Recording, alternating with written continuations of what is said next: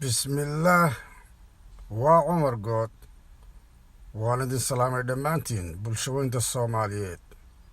Tani waa fariin ku socota madaxweynaha Soomaaliya mudane Maxamed Cabdullaahi Farmaajo.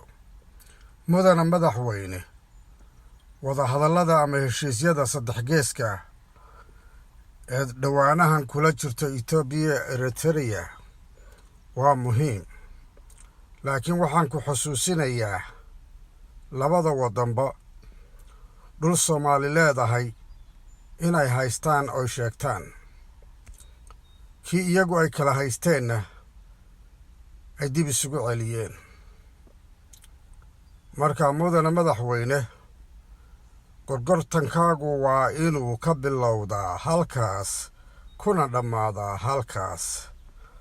arrintaasina waa midii taariikhda aad baalka madow ka gashay kaa maydhi lahayd kuguna qori lahayd baal dahaba. haddii kale waxaad noqonaysaa madaxweynihii taageeradiisu ay gaadhay meesha ugu sarraysa iyo meesha ugu hoosaysa, waxaana lagu qaadi heestan iyo kuwo kale oo ka daran ood ku maqli meel kasta iyo mar walba. ilayn waad mutaysatay. intaana heesta idiin gelin baa waxaan idiin sheegayaa qiso yar oo kale. anigiyo niman saaxiibaday ah oo aad dowladdan taageero u wada ahayn yaa markay dembiyo waaweyn oo kabaa'iro waaweyn ay ku dhacday, sidii tii qalbi dhagax oo kale, tii berhire oo kale, tii siraaji oo kale, tii soobo oo kale, tii cabdiraxmaan cabdishakuur oo kale, haguba weynaata tii qalbi dhagax oo aniga iga soo hadhi weyday, iyo inuuna cadowgiisa jireenka dabadhiif u noqonayn inuu markii horeba igu kasbaday oo dad badan uu ku kasbaday sidaydoo kalea uu ka leexday. waxyaabahaasoo dhan waxbayaan hadalka idinku sii dheerayn. iyagu waxay u arkeen inay qof hadda kaga habboon oo hadda sii hogaamiya waddanka inaanan lahaynin. anigana waxaa weeye taas way cuntami weyday. waa kii aan ku lahaa dhaqdhaqabo farmaajo noqoni ma aanan dhowraynin oo waddani dhimashadii oo Tigray ugu dhowaanayso dhab inaad u toogata ayaa dhaami lahayd dhiibe. dhaladii Soomaalaha jabta oo ma laha dhoodhooba. dhegxumada adduun ugu weyn waa middaa dhigtay dhiig muslin adoo soo galaad dheelaysay ciyaare. dharkii aad xidhnayd waa calankii u dhaawacmay ee dhibatada dhashiisiiya ku dhacday dhammaanba Soomaali. waa dhaymo nabar aan lahayn oo ku dhigan meele. xilka in iska dhiibtaa habboon oo na dhaaftaa ee nabsiguna ma dheero kollay dhowaan wuu imane.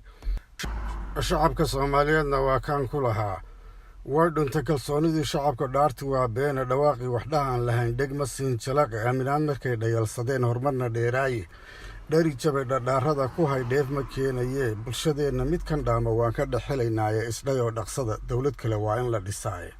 dheelallow ka toosoo baldhugta dhiriqdanaan jiifno ka dheeraada dhinac dembiga jira ee ku dhigan diinta ma wax dhici karoo taa ka weyn baan ka dhowraynay. runta oo la dhababiyo xaqoon lagu dhawaaqaynin xilku inuu ku dhumo way yaqaan kusa dhiiradee. dhoodhoobka beenay rabeen dhumacin loo yeela nooma dhalan isdhiibye hesiish dhicin la soo dhiibye ii dhahdan dhaqaaluhu ku baxayee ka dhaadhicini.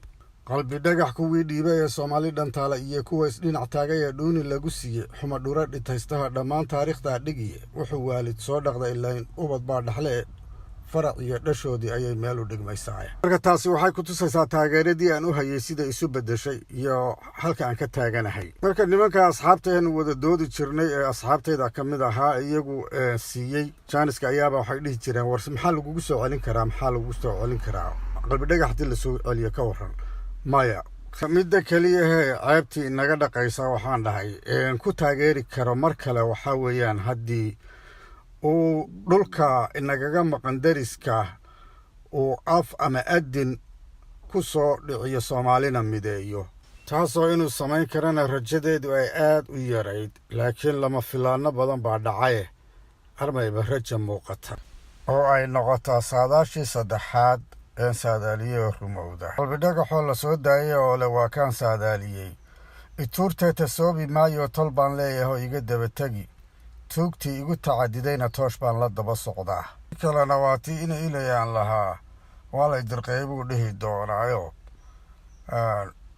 damiir laawo duruus loogu dhigay inuu dadkiis laayo daqsi qurun ku dhacay buu noqdiyo ay la dirsadaaye. ina lagu dirqiyataa hadduu daliisho yidhaahdo sow dagaal xaqu diidanaadeed ma ogolaanin. haddaba markii uu doctor abiye prime ministerka cusub ee etoobiya oo xamar imaaday ee la yidhi 4 dekedood baa la siinayaa iyo heshiisyo aynaan garanaynin oo waxbaa la isku furi iyo kan iyo keer ayaabaan heeskan sameeyey anigoo u arka waxyaabihii ka maqnaay oo dhan inuuna tirada ku darin balse kuwo kale ugu sii darayo.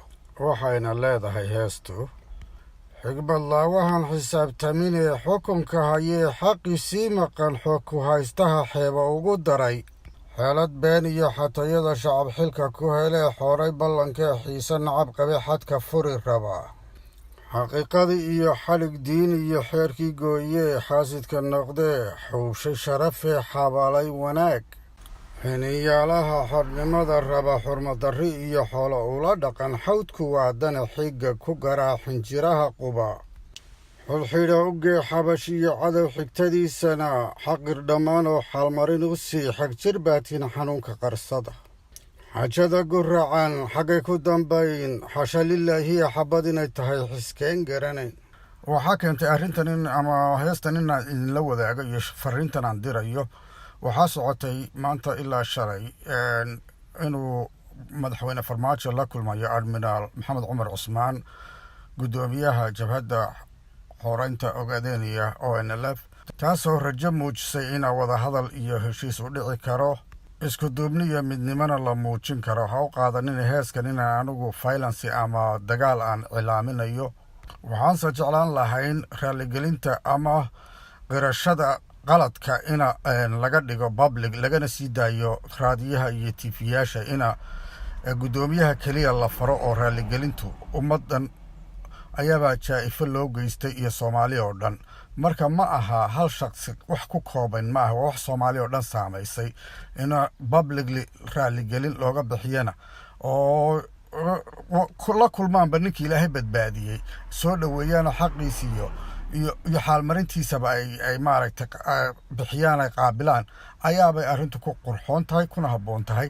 marka sababta sidaa darteed ayaabaan idinla wadaagayay macnaha taariikhdan ilaa muddadii u dambeysay iyo sheekadan aan idinla wadaagay. waanad mahadsantihiin intiini dhegaysatay fikirkiinana ama sax iyo qaladba waan aqbalayaa. waad mahadsantihiin. wasalaamu calaykum waraxmatullaahi wabarakaatu.